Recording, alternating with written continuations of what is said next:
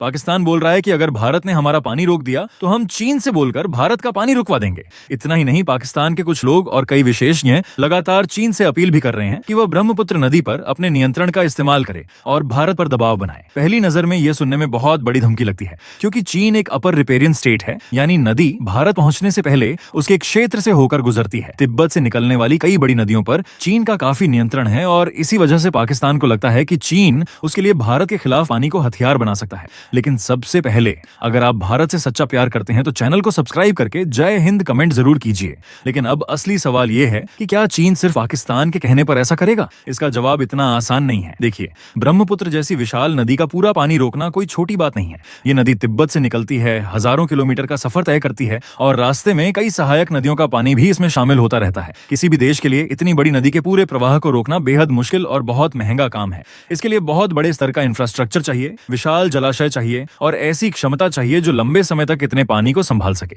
ये सच है कि चीन ने ब्रह्मपुत्र पर कई बांध और जल विद्युत परियोजनाएं बनाई हैं। इन परियोजनाओं से चीन बिजली पैदा करता है और पानी के प्रवाह पर कुछ हद तक नियंत्रण भी रखता है। लेकिन अभी तक मौजूद ज्यादातर परियोजनाएं इतनी सक्षम नहीं है कि वे पूरी नदी का पानी रोक दें और भारत तक पानी पहुंचना बंद हो जाए। हालांकि एक ऐसी परियोजना जरूर है जिसकी चर्चा सबसे ज्यादा होती है। ये है ग्रेट बेंड डैम, जो अभी निर्माणाधीन है। कई विश्लेषकों का मानना है कि अगर भविष्य में यह परियोजना पूरी क्षमता के साथ तैयार हो जाती है तो चीन के पास पानी के प्रवाह को प्रभावित करने की पहले से कहीं ज्यादा ताकत हो सकती है। लेकिन यहाँ सबसे महत्वपूर्ण बात समझनी होगी, चीन और पाकिस्तान भले ही करीबी साझेदार हों, लेकिन चीन अपनी विदेश नीति भावनाओं के आधार पर नहीं चलाता। चीन हर बड़े फैसले को अपने राष्ट्रीय हित, आर्थिक फायदे और रणनीतिक गणनाओं के आधार पर देखता है। इसलिए अगर चीन कभी पानी को लेकर कोई बड़ा कदम उठाता भी है तो वह सिर्फ पाकिस्तान की मांग पूरी करने के लिए नहीं होगा। वह तभी ऐसा करेगा जब उसे लगेगा कि इससे उसे खुद कोई रणनीतिक या आर्थिक फायदा मिल रहा है। और सबसे दिलचस्प बात यह है कि चीन के पास पानी रोकने की कुछ क्षमता होने का मतलब यह नहीं है कि वह भारत का पानी रोक ही देगा।